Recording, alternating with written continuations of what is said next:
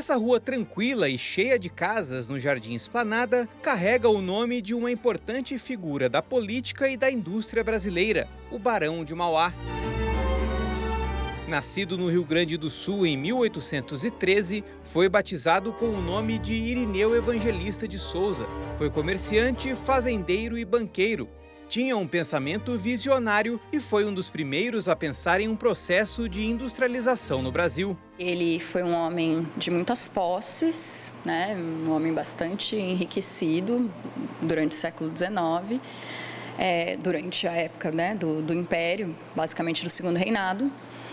E era um homem que usava essas suas posses, né, para investir em determinados negócios que ele achava interessante, né?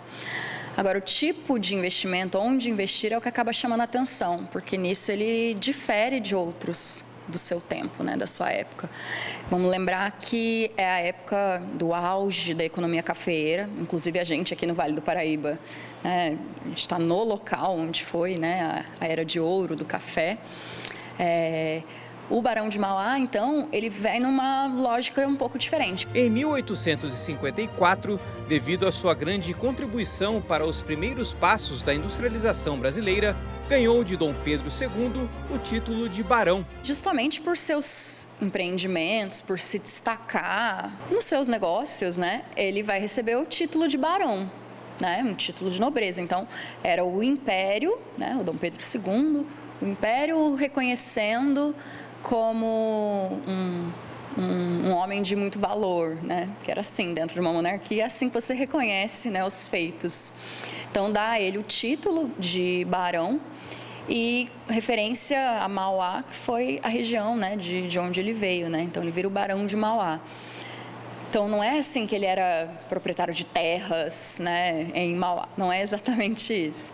É mais um título simbólico, né, com uma referência de onde ele veio. Mas esse pensamento à frente do seu tempo fez com que Barão de Mauá enfrentasse resistência. A professora de História do Brasil relembra a chamada Era Mauá, período marcado por investimentos na indústria impulsionados pela visão modernizadora de Mauá, mas que terminou com a falência do próprio barão, principalmente pela falta de apoio do governo imperial, que priorizava o café, e pela oposição da elite agrária conservadora. A gente chama essa primeira tentativa, né, de industrialização de Era Mauá, né? Então, assim, de fato, ele tem esse mérito de ter sido esse cara, de olhar para um desenvolvimento industrial, de querer colocar o Brasil nesse trem da história aí, né, de posicionar o Brasil como um país, né, que começa a se industrializar já no século XIX. Porém, ele vai sofrer muita resistência da elite aqui, justamente porque ele estava investindo numa ideia que não era o que era lucrativo para a elite naquele momento. Barão se tornou visconde de Mauá em 1874.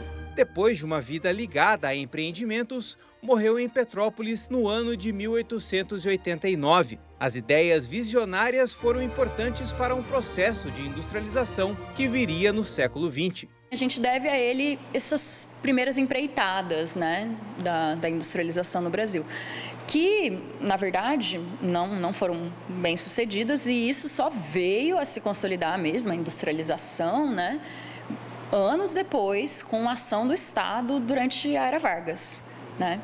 Então, tem muito chão pela frente entre essas primeiras tentativas do Barão de Mauá e, de fato, a gente começar a ter um processo de industrialização. A escolha do nome dele para uma rua na cidade de São José dos Campos veio de uma lei de 1958. Embora sem relação direta com o nosso município, a figura de Barão de Mauá se encaixa com os ideais de cidade inteligente e tecnológica que o município carrega. Por essa perspectiva, né, de uma cidade que começa a construir essa identidade mais ligada ao desenvolvimento industrial, faz sentido que exista, né, uma rua com o nome Barão de Mauá, porque na trajetória da industrialização no Brasil é um nome que se destaca, né?